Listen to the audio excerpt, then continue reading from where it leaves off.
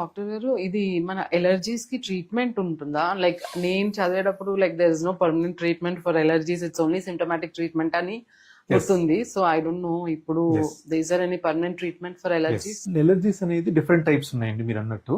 So ఇందులో nasal allergy ఉంటుంది, skin allergies ఉంటాయి అండ్ ఫుడ్ ఎలర్జీస్ ఉంటాయి.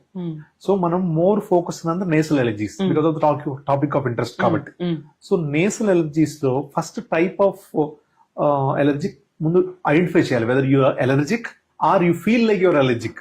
సో అది ఐడెంటిఫై చేసుకోవాలి based on the history. Mostly మన హిస్టరీలో డయాగ్నోస్ ఉంటుంది. No test can diagnose the allergy per se. Mostly హిస్టరీలో అర్థమైపోతుంది. ఎస్పెషల్లీ నేసల్ ఎలర్జీ గురించి చెప్తున్నాను. దాన్ని సైంటిఫిక్ గా ఎలర్జిక్ రైనైటిస్ అంటాం. Rhino means nose, allergic means allergic rhinitis. So ఈ ఎలర్జిక్ రైనైటిస్ అనేది మనం హిస్టరీలో కనుక్కుంటాం. సో వీటికి మనము ట్రీట్మెంట్ ఇస్తాము. బట్ ట్రీట్మెంట్ ఈ step up and step down. It's never like ఒక 1 వీక్ ట్రీట్ చేసి మనం మర్చిపోదాము, కంప్లీట్ గా తగ్గిపోయింది నాకు స్టాప్ చేస్తానంటే కుదరదు.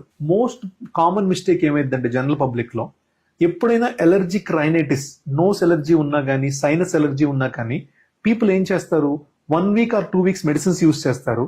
ఆ మెడిసిన్స్ అయిపోయాయి, దెన్ వీఆర్ డన్ అనుకుంటారు. అది బిగ్గెస్ట్ మిస్టేక్. ఎందుకని ఈ ఎలర్జీస్ అనేవి ఏంటంటే continuous inflammation in the body. So దాన్ని మనం సప్రెస్ చేస్తూ ఉండాలి some period of time. Over a period of 1 to 1.5 months వరకు, అంటే అప్ టు 6 weeks వరకు మనం సప్రెస్ చేస్తూ ఉండాలి.